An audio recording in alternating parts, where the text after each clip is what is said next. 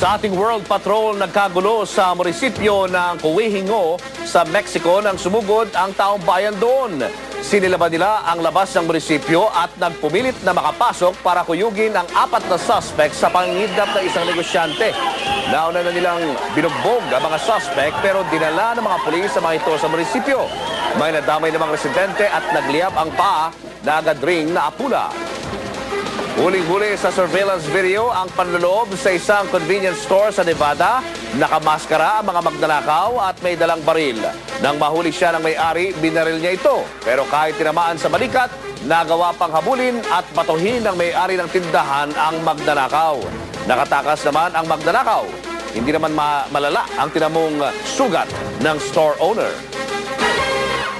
Nakatatak na sa puso at isipan ng 2 Pilipinong veterano ng World War II ang importanteng araw na ito, kung saan nakasama nilang mag-almusal si US President Barack Obama at Vice President Joe Biden. Ito'y bilang parangal ni Obama sa mga sundalong nagbuwis ng buhay sa Iran at Afghanistan sa araw ng mga veterano. Nagpapatrol North America Bureau Chief Jing Reyes. Sa gitna ng masamang panahon, pinarangalan ni US President Barack Obama ang mga sundalong nagbuwis ng buhay, lalo na sa Iran at Afghanistan ngayong Veterans Day sa Arlington National Cemetery. To our veterans, to the fallen, and to their families, there's no tribute, no commemoration, no praise that can truly match the magnitude of your service and your sacrifice. Hindi malilimutan ng 2 Pilipinong veterano ng World War II ang araw na ito. Kabilang sina Guillermo Rumingan at Amadeo Urbano sa 200 veterano na nakipag-almusal sa White House kasama si Pangulong Obama at Vice President Joe Biden. It's really a very memorable experience. And I am really excited and overwhelmed.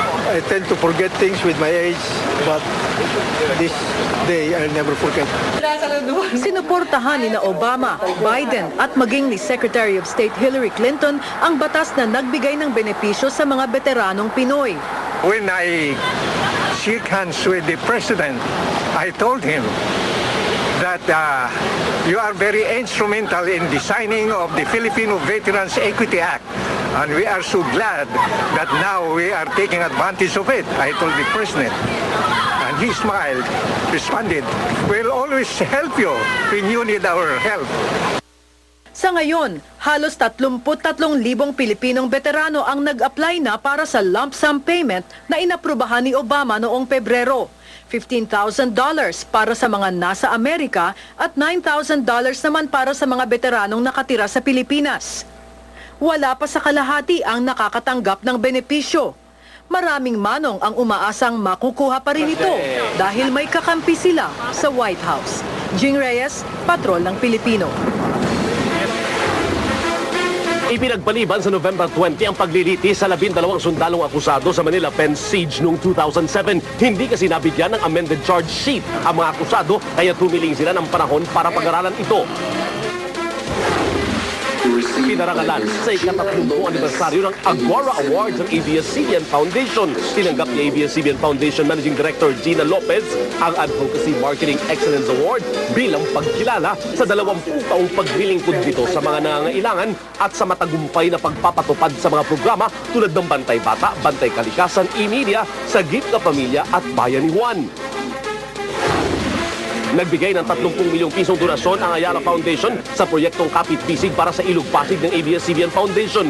Pinangunahan ni AFI President at COO Fernando Zobel de Ayala ang pakikisa sa proyekto. Naglandi sila ng lupain sa Kalawan, Laguna bilang relokasyon sa mga pamilyang nasa gilid ng Ilog Pasig na apektado sa mga isinasagawang clearing operations. Umpisa pa lang daw ito ng ambag ng Ayala Group sa proyektong Naglalayong Buhay Muli ang Ilog Pasig.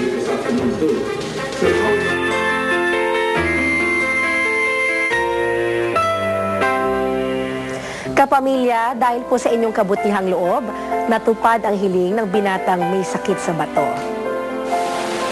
3 beses sa isang linggo, kailangan dumaan sa magastos na dialysis ni Benedict, 31 taong gulang. Ito'y para maiwasan ang impeksyon dala ng kanyang matagal ng iniindang sakit sa bato.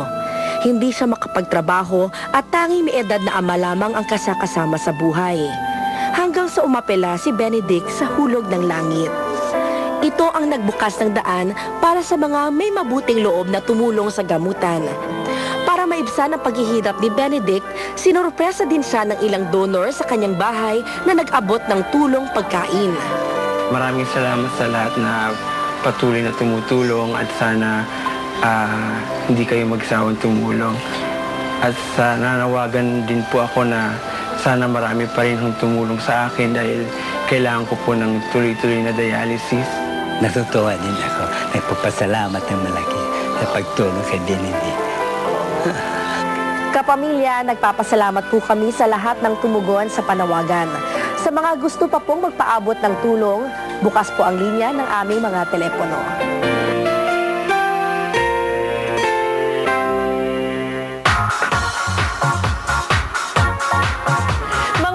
International stars naman ang nakiisa sa Sagip Kapamilya Relief Mission.